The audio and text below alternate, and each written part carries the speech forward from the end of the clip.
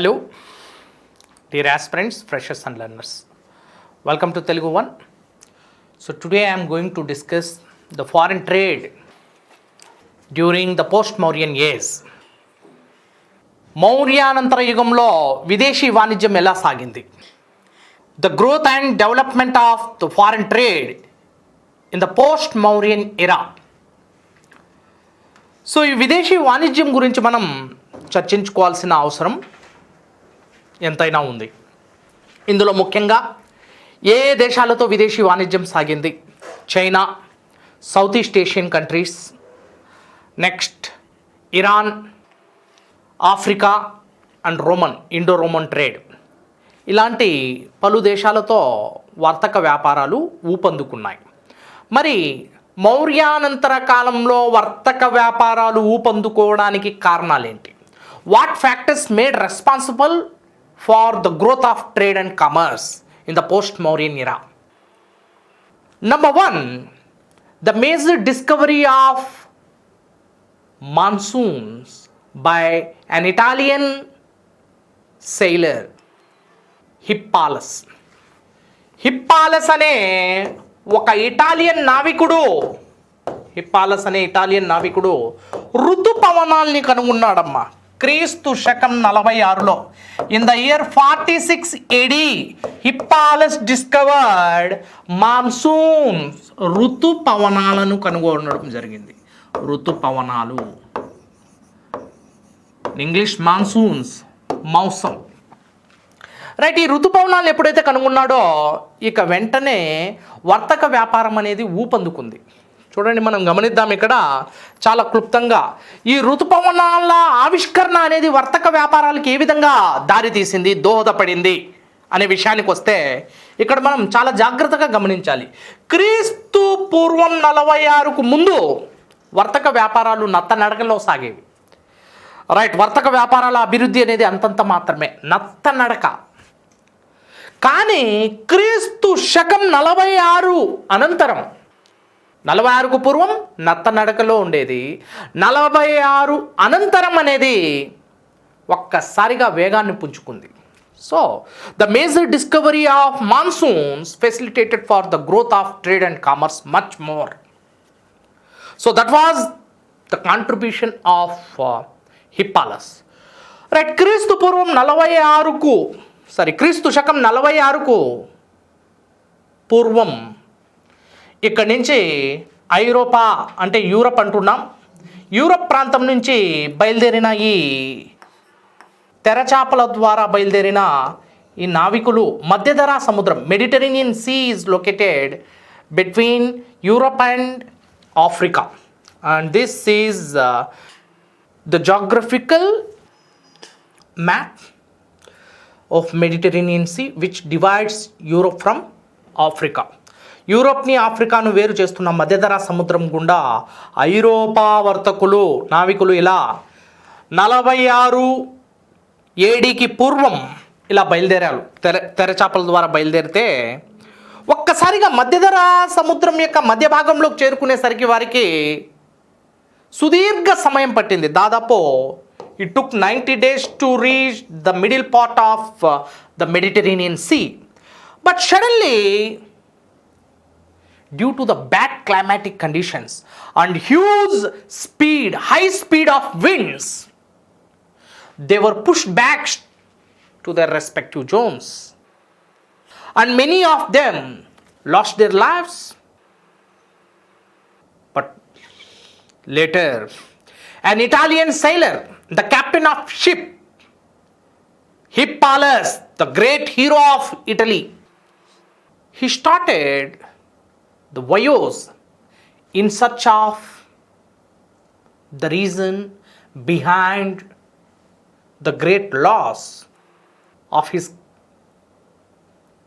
traders. And finally, fortunately, he was pushed by some high-speed winds and reached Alexandria, a place located near Egypt. This is Alexandria. Alexandria అంటాం దాన్ని. Alexandria ప్రాంతానికి చేరుకున్నాడు హిప్పాలస్. చాలా త్వరగా చేరుకున్నాడు Hippalus Alexandria ప్రాంతానికి. Due to the high speed of winds he had voyages safely and very quickly and he reached the destination that is Alexandria very quickly within a short period of duration.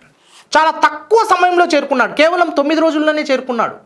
అంతకుముందు తెరచాపల ద్వారా 90 రోజులు మధ్యధరా సముద్రం గుండా ప్రయాణం చేసినా కూడా లాభం లేదు. వెనక్కి నెట్టవేయబడ్డారు వారు. ఒక గుర్తు తెలియని శక్తి ద్వారా, అదృశ్య శక్తి ద్వారా వారు వెనక్కి నెట్టవేయబడ్డారు. ఎంతోమంది ప్రాణాలను కూడా కోల్పోయారు, గల్లంతైపోయారు. బట్ ఏమి జరిగింది, అసలు ఏం జరిగింది అనేది పరిశోధించడానికి, అన్వేషించడానికి హిప్పాలస్ అనే ఒక ఇటాలియన్ నావికుడు బయలుదేరాడు. అదృష్టవశాత్తు ఒక బలమైన పవనాల యొక్క వేగంతో అతడు 9 రోజుల్లో ఈ ఈజిప్ట్ సమీపంలో ఉన్న అలెగ్జాండ్రియా ప్రాంతానికి చేరుకున్నాడు. And what is the great contribution of this Hippalus? He facilitated for the growth of trade and commerce much more soon after the discovery of monsoons. He discovered monsoons. Monsoons are moving in a particular direction in a particular period of time. From one direction to another directions, monsoons are moving. So ఈ విధంగా ఋతుపవనాలు ఒకవైపు నుంచి మరొక వైపుకి ఒక నిర్ణీత కాలంలో, నిర్ణీత దశలో ప్రయాణిస్తున్నాయి. So this is how, see here, so this monsoons are moving from one direction to another direction in a particular period of time. See here, this is called the entry of monsoons to India through Calicut. Calicut ప్రాంతానికి monsoons మనకి June మొదటి వారంలో చేరుకుంటాయి, వేసవి అంతంలో, మనందరికీ తెలిసిన విషయమే. And then again the monsoons, the same monsoons return from India, is it? ఇవే ఋతుపవనాలు భారతదేశం నుంచి మళ్ళీ రిటర్న్ అవుతాయి. ఈ విధంగా మనము ఈశాన్య ఋతుపవనాలు, నైరుతి ఋతుపవనాలు అంటున్నాం. నైరుతి ఋతుపవనాల ద్వారా మనకి ఎక్కువ వర్షపాతం నమోదవుతుంది. ఆ తర్వాత ఈశాన్య ఋతుపవనాలు మళ్ళీ భారతదేశం నుంచి ఇలా పురోగమనం సాగిస్తాయి, రైట్? మరి హిప్పాలస్ క్రీస్తు శకం 46లో కనుగొన్నది ఏంటంటే, ఋతుపవనాలు అనేటివి ఒక నిర్ణీత దశలో, ఒక నిర్ణీత కాలంలో ఒకవైపు నుండి మరొక వైపుకు వీస్తున్నాయి. మరి ఋతుపవనాలు వీచే దశలో మనం ప్రయాణం సాగిస్తే సురక్షితంగా మరియు వేగవంతంగా మన ప్రయాణం సాగి గమ్యానికి చేరుకుంటాం అన్న వాస్తవాన్ని ఇతడు ధృవీకరించాడు. అది ప్రపంచానికి చాటి చెప్పాడు. ఋతుపవనాలు అనేటివి ఒక నిర్ణీత కాలంలో, నిర్ణీత దశలో ప్రయాణిస్తున్నాయి, రైట్? అవి ఒకవైపు నుంచి మరొక వైపుకి, మరొక వైపు నుంచి ఇంకొక వైపుకి ఇవి పురోగమిస్తున్నాయి మరియు తిరోగమిస్తున్నాయి అంటున్నాం. ఆ క్రమంలో భారతదేశంలో కూడా తూర్పు రాజ్యాల్లో కూడా ఋతుపవనాలు ఎంటర్ అవుతున్నాయి మరియు రిటర్న్ అవుతున్నాయి. పురోగమన ఋతుపవనాలు, తిరోగమన, రైట్? నైరుతి ఋతుపవనాలు మరియు ఈశాన్య ఋతుపవనాలు అంటుంటాం, ఓకే? సో దీని ఆవిష్కరణ అనంతరం వర్తక వ్యాపారాలు ఈ యూరోప్కి మరియు తూర్పు దేశాలకి, ముఖ్యంగా తూర్పు రాజ్యాలైన భారతదేశం కావచ్చు, తూర్పు ఆసియా రాజ్యాలైన చైనా కావచ్చు, మరియు ఆగ్నేయ ఆసియా దేశాలకు మధ్య వర్తక వ్యాపారాలు ఊపందుకోవడం జరిగింది. అది ఋతుపవనాల ఆవిష్కరణ ద్వారా మౌర్యానంతర యుగంలో వర్తక వ్యాపారాలు తారాస్థాయికి చేరుకున్నాయి. అందుకే దీన్ని మర్కెంటైల్ పీరియడ్ అని పిలుస్తాం. మర్కెంటైల్ పీరియడ్ అంటే మర్కెంటైల్ ఎరా, వర్తక వ్యాపారాల యుగం అని పిలుస్తాం. మౌర్యానంతర యుగానికి మరొక పేరు ఏంటంటే వర్తక వ్యాపారాల యుగం అంటాం. Because the major discovery of monsoons facilitated for the growth of trade and commerce much more. And soon after this major discovery, the trade and commerce rise to its zenith and peaks and developed much more. So that was the great contribution of Hippalus. So this is one factor. Okay? Another factor that made the trade and commerce much more was Silk Route. Silk route from China. Somehow in the ancient times, in the post-Mauryan age, so China had connected with India through Silk Road, and mainly the silk was carried through this route, and the traders used to carry Indian spices and Indian muslin along with this Chinese silk through sea route. చూడండి, పట్టు మార్గం అనేది చైనాకి మరియు యూరోప్కి connect చేయబడింది. మరి ఈ పట్టు మార్గం ద్వారా భారతదేశంలో ఎక్కువ మొత్తంలో పట్టును తీసుకురావడం జరిగింది. మరియు ఆ పట్టు మార్గంతో పాటు, ఆ పట్టును తీసుకురావడంతో పాటు భారతదేశంలో ఉన్న ముఖ్యంగా సుగంధ ద్రవ్యాలు కావచ్చు, మస్లిన్ వస్త్రాలు, హై వెరైటీ ఆఫ్ కాటన్ నూలు వస్త్రాలు, మస్లిన్ వస్త్రాలు, రైట్, ముత్యాలు, పగడాలు, వజ్ర వైడ్యూర్యాలు, దక్షిణ భారతదేశంలో వజ్రాల పరిశ్రమ ఎక్కువగా ఉంది. మరి వీటన్నింటినీ తీసుకొని, ఈ పట్టును కూడా తీసుకొని సముద్ర మార్గం ద్వారా పర్షియన్ గల్ఫ్ ద్వారా, ఇక్కడ కనిపిస్తుంది చూడండి, పర్షియన్ గల్ఫ్ అంటాం దీన్నే. So this is Persian Gulf. ఈ పర్షియన్ గల్ఫ్ ద్వారా యూరోప్ ప్రాంతానికి తరలించడం జరిగింది. So this is also the silk route connected Europe with Asia, Europe with China and India. Right, యూరోపియన్లు చైనీయులతో వ్యాపారం చేయడానికి ప్రధాన కారణం పట్టు. So China had produced the huge amount of silk in the world. So China had the large source of silk production, and India produced the large scale of spices in the world, Southeast Asian countries and India. So Kerala is the major source of this spices. Kerala ప్రాంతంలో ఎక్కువగా సుగంధ ద్రవ్యాలు ఉన్నాయి. అదేవిధంగా కేరళ ప్రాంతంలో మరియు దక్షిణ భారతదేశంలో అయిన శాతవాహనులు, ఆ కాలంలో పోస్ట్ మౌర్యన్ ఏజ్లో, మౌర్యానంతర యుగంలో శాతవాహనులు కావచ్చు, చోళులు కావచ్చు, చేర రాజులు కావచ్చు, మరియు పాండ్యులు కావచ్చు. ముఖ్యంగా శాతవాహనులు మస్లిన్ వస్త్రాలను ఎగుమతి చేశారు అదే సమయంలో ఈ చేర రాజులు సుగంధ ద్రవ్యాలను, చోళులు వజ్రాలను, మస్లిన్ వస్త్రాలను, మరియు పాండ్యులు ముత్యాలను ఎగుమతి చేయడం జరిగింది. రైట్.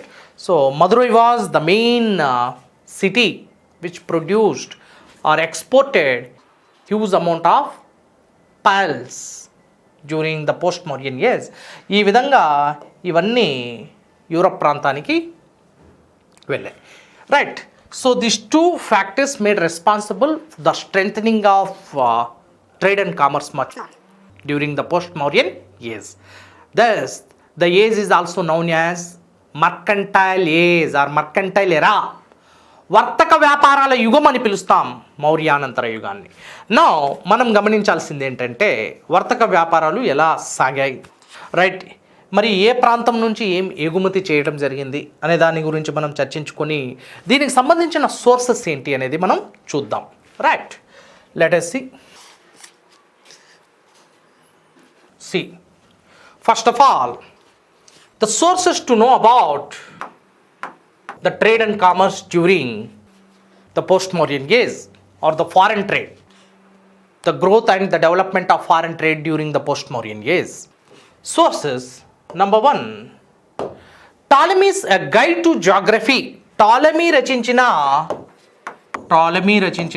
Guide to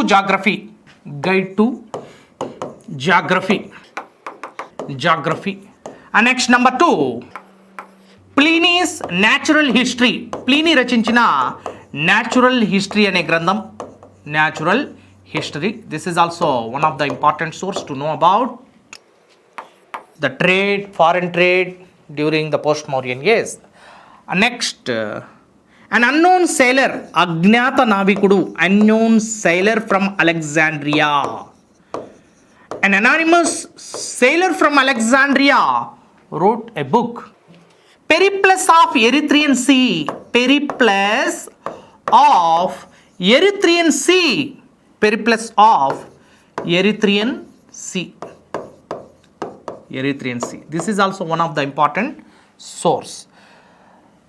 సో దీన్నే ఎర్ర సముద్రంపై నావికుడు దినచర్య అని పిలుస్తారు. ఎర్ర సముద్రంపై నావికుడి యొక్క దినచర్య, నావికుని దినచర్య. Periplus of Erythraean Sea.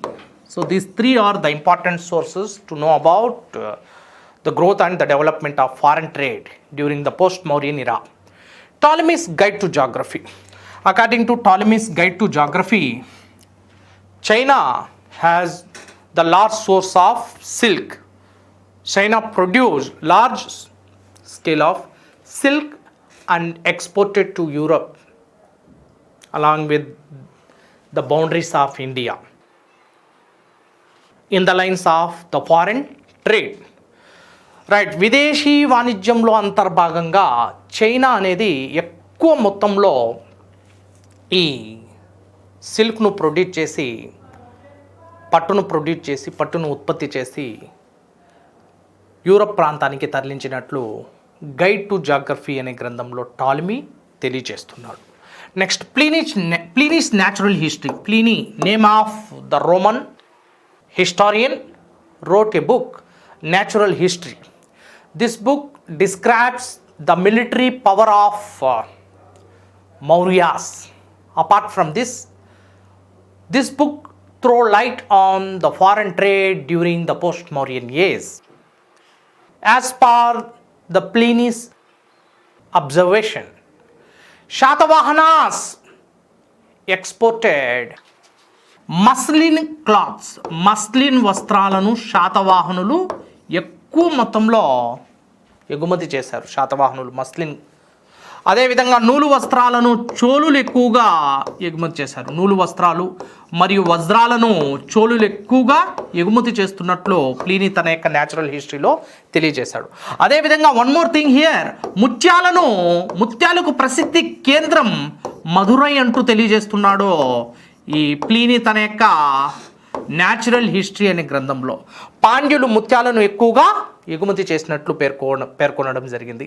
అదేవిధంగా సుగంధ ద్రవ్యాలను ఎక్కువ మొత్తంలో చేర రాజులు, కేరళ ప్రాంతానికి చెందిన కేరళ పుత్రులైన చేర రాజులు ఎక్కువగా సుగంధ ద్రవ్యాలను, స్పైసెస్ని, మసాలా దినుసులు కావచ్చు, రైట్, మిరియాలు, పెప్పర్ అంటుంటాం, ఇటువంటి వాటిని చేర రాజులు ఎగుమతి చేసుకున్నట్లు ప్లీనీ న్యాచురల్ హిస్టరీ అనే గ్రంథంలో తెలియజేస్తున్నాడు. అంతేకాకుండా బులియన్ అనేది భారతదేశానికి చెల్లింపుల శేషం. బులియన్ మొత్తం భారతదేశానికి రోమన్ ప్రాంతం నుంచి తరలి వచ్చిందని పేర్కొనడం జరిగింది. According to Pliny, India has involved in exports only, not in imports. India exported the major exports like pearls, diamonds and different cloths and garments, muslin cloths and cotton cloths, garments, and next very important thing, spices, diamonds and pearls. వీటన్నింటిని ఎక్కువగా ఉత్పత్తి చేసి ఎక్కువగా భారతదేశం నుంచి ఎగుమతి చేయడం జరిగింది. దక్షిణ భారతదేశంలో ఇవి ఎక్కువగా ఎగుమతి చేయబడ్డాయంటూ ప్లీనీ తన న్యాచురల్ హిస్టరీ అనే గ్రంథంలో తెలియజేస్తున్నాడు. దీని ప్రకారం భారతదేశం కేవలం ఎగుమతుల్లోనే పాల్గొంది తప్ప దిగుమతుల్లో కాదు. దీనిని బట్టి భారతదేశం చెల్లింపుల శేషంలో భారతదేశం గణనీయమైన అభివృద్ధిని సాధించింది. So according to Pliny's natural history, India involved in export and this is one way trade. India exported huge amount of cotton, huge amount of muslin, diamonds, pearls, spices, etc. And India received the huge amount of gold coins from Roman Empire, and this is clearly mentioned in Pliny's natural history.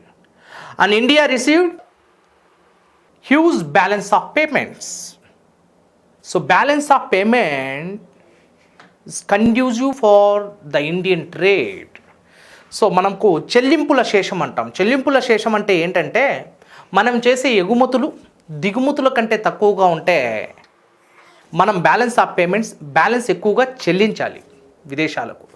Right, మనం చేసే ఎగుమతులు దిగుమతుల కంటే ఎక్కువగా ఉంటే మనం విదేశాల నుంచి ఎంతో చెల్లింపుల శేషం మనకి ధనాత్మక స్థాయిలో పాజిటివ్ ఆస్పెక్ట్స్లో మనకు ఉంటుంది. అర్థమవుతుందా? సో దీన్ని మనం గమనిస్తే ఈ మౌర్యానంతర యుగంలో చెల్లింపుల శేషం అనేది మన భారతదేశానికి అనుకూలంగా ఉండేది. కోట్లాది కోట్లు పుంకాలుగా సువర్ణ నాణాలు, రోమన్ బంగారు నాణాలు అనేటివి భారతదేశానికి తరలి వెళ్ళేవి అంటూ ప్లీనీ న్యాచురల్ హిస్టరీ గ్రంథంలో తెలియజేస్తున్నాడు. పుంకాలుగా ఈ రోమన్ ప్రాంతం నుంచి బంగారు నాణ్యాలు తరలి వెళ్ళేవి. దీనిని బట్టి చెల్లింపుల శేషం భారతదేశానికి, భారత వాణిజ్యానికి అనుకూలంగా ఉంది. భారతదేశం కోట్లాది ఈ రూపాయలను, బంగారు సువర్ణాలను రోమన్ సామ్రాజ్యం నుంచి పొందినట్లు తెలుస్తుంది. అంతేకాకుండా శాతవాహనులు, పాండ్యులు, చోళులు మరియు చేరరాజులు విదేశీ వ్యాపారాన్ని నిర్వహించినట్లు మనకు స్పష్టంగా అర్థమవుతుంది. ఒక నాణాలు కూడా ఇక్కడ లభ్యమైన రోమన్ చక్రవర్తుల నాణాలు కావచ్చు, మరియు యజ్ఞశ్రీ శాతకర్ణి వేయించిన డబల్ డై స్ట్రక్ కాయిన్స్ కావచ్చు. So this is also an important source. What is it? Double die struck coins. Double die struck coins. See here, double die struck coins and coins marked with ship images. అంటే ఈ నాణాలు అనేటివి నౌకా బొమ్మలతో ముద్రించబడి ఉన్నాయి శాతవాహనుల కాలంలో. Yajnashri Satakarni minted mini coins with the double ship images. అంటే రెండు పడవ గుర్తులు, నౌకా బొమ్మలు కలిగిన నాణాలు శాతవాహనుల కాలంలో ముద్రించబడ్డాయి. దీనిని బట్టి శాతవాహనులు నౌకల ద్వారా ఎక్కువ మొత్తంలో ఎగుమతులు చేసినట్లు మనకు తెలుస్తోంది. రెండవ అంశం ఏంటంటే, ఈ నౌకా బొమ్మలున్న ఈ నాణాల ద్వారా విదేశీ వాణిజ్యం గొప్పగా వర్ధిల్లినట్లు మనకి తెలుస్తోంది. నెక్స్ట్ ఇక్కడ మనం గమనించాల్సిన అంశం ఏంటంటే, అరికమేడు అనేది శాతవాహనుల యొక్క అంతర్జాతీయ వ్యాపార నౌకా కేంద్రంగా కొనసాగింది. Arikamedu the present Pondicherry, Poduca or Puducherry, ప్రస్తుత పుదుచ్చేరి లేదా పాండిచ్చేరినే ఆనాడు అరికమేడు అని పిలిచినట్లు తెలుస్తోంది. మరి అరికమేడు శాతవాహనుల యొక్క ప్రధాన అంతర్జాతీయ నౌకా కేంద్రంగా పనిచేసింది. ఈ అరికమేడు ప్రాంతం నుంచి శాతవాహనులు ఎక్కువ మొత్తంలో విదేశాలకు, ముఖ్యంగా రోమన్లకు వస్తువుల్ని ఎగుమతి చేసినట్లు మనకి తెలుస్తోంది. Right. So this is very important thing. And అజ్ఞాత నావికుడు, an unknown sailor from Alexandria, he wrote a book, Periplus of Erythraean Sea. Erythraean Sea means Greeks called this Red Sea as Erythraean Sea. ఎర్ర సముద్రాన్ని గ్రీకులు Erythraean see అంటున్నారు. Erythraean see, ఎర్ర సముద్రం. ఎర్రని శైవలాల ద్వారా రంగు మొత్తం ఎర్రగా కనిపిస్తుంది ఈ సముద్రం, because of the algae. Right. అందుకే దీన్ని ఎర్ర సముద్రం అని పిలుస్తుంటాం. మరి ఎర్ర సముద్రం ద్వారా అలెగ్జాండ్రియా ప్రాంతానికి, ఇక్కడ మా ఎర్ర సముద్రం, ఇదంతా ఎర్ర సముద్రం. ఈ ఎర్ర సముద్రం ద్వారా అలెగ్జాండ్రియా ప్రాంతానికి చెందిన ఈ గుర్తు తెలియని అనానిమస్ సెయిలర్ ఎవరైతే ఉన్నారో అతడు ఒక గ్రంథాన్ని రచించాడు. దాన్ని పెరిప్లస్ ఆఫ్ ఎరిత్రియన్ సీ అంటున్నాం. అతడి యొక్క దినచర్య, ఎర్ర సముద్రంపై అతని దినచర్య అనే పేరుతో ఆ గ్రంథం రచించబడింది. రైట్. అతడు భారతదేశం మొత్తం 24 నౌకాశ్రయాలను అతడు సందర్శించినట్లు, రైట్, వాటి గురించి తన యొక్క గ్రంథంలో క్లుప్తంగా వివరించినట్లు తెలియజేస్తుంది. Periplus of Erythraean Sea describes the traveling experiences of an unknown sailor from Alexandria, and so many halt stations mentioned in this book. So the book was recorded with the various port cities, premium port cities of India. And let us discuss what are the premium port cities mentioned in the Periplus of Erythraean Sea. Have a look here. Periplus of Erythraean sea అనే గ్రంథంలో ప్రస్తావించబడిన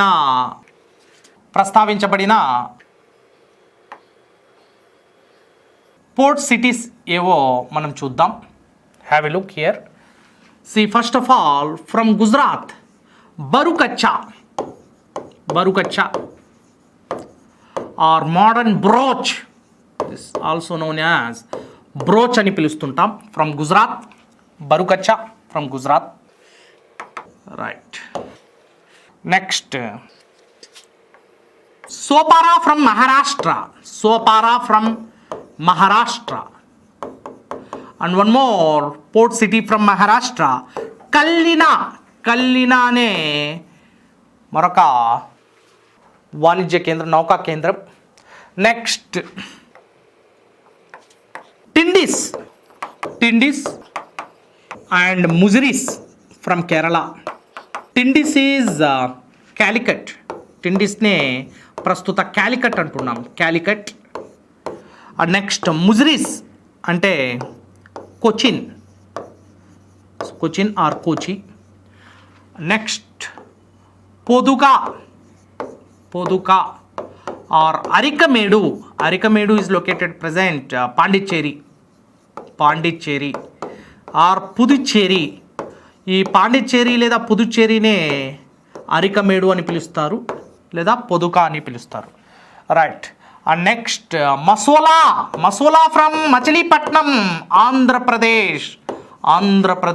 మసోలా from Machilipatnam Andhra Pradesh. And next Gange from Bengal. Right, Gange from Bengal. Those days that was Tamralipti. ఆ కాలంలో దీన్ని తామ్రలిప్తి అని పిలిచేవారు. Gang అనే నౌకా కేంద్రాన్ని తామ్రలిప్తి అని పిలిచేవారు. So this all premium port cities of India are mentioned in Periplus of Erythraean Sea by an unknown sailor from Alexandria. అలెగ్జాండ్రియాకి చెందిన ఒక అజ్ఞాత నావికుడు రచించిన పెరిప్లస్ ఆఫ్ ఎరిథ్రియన్ సీ అనే గ్రంథంలో ఈ ప్రధాన వర్తక కేంద్రాలు, నౌకా కేంద్రాల గురించి ప్రస్తావన ఉంది. దీనిని బట్టి మనకి మన భారతీయులు ఎక్కువగా ఈ నౌకా కేంద్రాల ద్వారా విదేశీ వ్యాపారాన్ని నిర్వహించినట్లు తెలుస్తుంది. ముఖ్యంగా చైనాతో విదేశీ వ్యాపారాన్ని, సౌత్ ఈస్ట్ ఏషియా, ఆగ్నేయ ఆసియా దేశాలు అంటుంటాం, ఈ ఆగ్నేయ ఆసియా దేశాలతో విదేశీ వ్యాపారాన్ని నిర్వహించినట్లు మనకి అర్థమవుతుంది. సో ఈ ఆగ్నేయ ఆసియా దేశాలతో ఇండోనేషియా, జావా, సుమత్రా ఇవన్నీ ఆగ్నేయ ఆసియా దేశాలు అంటుంటాం. బర్మా, మయన్మార్ అంటుంటాం ప్రస్తుతం. వీటితో కూడా వర్తక వ్యాపారాలు నిర్వహించినట్లు తెలుస్తోంది. ఇండోనేషియా ప్రాంతం నుంచి, బర్మా, మయన్మార్, ఆగ్నేయ ఆసియా దేశాల నుంచి ఎక్కువ మొత్తంలో మనకి సుగంధ ద్రవ్యాలు కావచ్చు, అదేవిధంగా వస్త్రాలు కావచ్చు, ముత్యాలు కావచ్చు, వీటిని భారతదేశానికి తీసుకొచ్చి భారతదేశం నుంచి అనంతరం యూరోప్ ప్రాంతానికి తరలించినట్లు మనకి ప్లీనీ రచించిన గ్రంథం ద్వారా తెలుస్తోంది. Next Africa. So this is Africa. ఈ ఆఫ్రికా ప్రాంతంలో ముఖ్యంగా Abyssinia is a country located in the eastern Africa. తూర్పు ఆఫ్రికాలో అబిసినియా అనే దేశం ఉంటుంది, Abyssinia. So this is also known as Ethiopia. దీన్ని ఇథియోపియా అని కూడా పిలుస్తాం. ఈ ఇథియోపియాతో మన భారతదేశం వర్తక వ్యాపారాలు సాగించింది. అరేబియా మహాసముద్రం ద్వారా ఇలా ప్రయాణిస్తూ వర్తకులు ఇథియోపియాతో లేదా అబిసినియన్లతో వర్తక వ్యాపారం నిర్వహించినట్లు, ఈ విధంగా ఆఫ్రికా మొత్తం మన భారతదేశానికి చెందిన వస్తువులు ఎగుమతి చేసినట్లు మనకు తెలుస్తోంది. Next Roman empire like Satavahanas, Cholas, Cheras and Pandyas exported huge amount of pearls, diamonds and muslin cloths to the Roman Empire. Right. Roman చక్రవర్తులకు సంబంధించిన క్లాడియస్ చక్రవర్తికి సంబంధించిన బంగారు నాణాలు, గోల్డ్ కాయిన్స్, బంగారు నాణాలు మన కోటిలింగాల ప్రాంతంలో శాతవాహనుల యొక్క రాజ్యంలో తవ్వకాల్లో బయలుపడుతున్నాయి. మరి మన శాతవాహన రాజులు కూడా 2 పడవల గుర్తులతో నాణ్యాలు ముద్రించారు. దీన్ని బట్టి విదేశీ వ్యాపారం ఘనంగా వర్ధిల్లినట్లు మరియు ముఖ్యంగా శాతవాహనుల యొక్క ప్రధాన విదేశీ భాగస్వాములు రోమన్లు అనేది మనకు తెలుస్తుంది. ఎందుకంటే శాతవాహనుల యొక్క రాజ్యంలో ఈ కోటిలింగాల ఈ ప్రాంతంలో రోమన్ చక్రవర్తుల యొక్క బంగారు నాణాలు లభ్యమవుతున్నాయి. క్లాడియస్, అగస్టస్ అనే చక్రవర్తుల యొక్క నాణాలు లభ్యమవుతున్నాయి. దీన్ని బట్టి రోమన్లు శాతవాహనులతో వ్యాపారం చేశారు. So Romans were the main trade partners of Satavahanas. This is very very important thing, right? So this is called the growth and the development of trade and commerce during the post-Mauryan age. And this age is also popularly came to be known as Mercantile age or Mercantile era. Okay, so this is about the trade and commerce during the post-Mauryan age.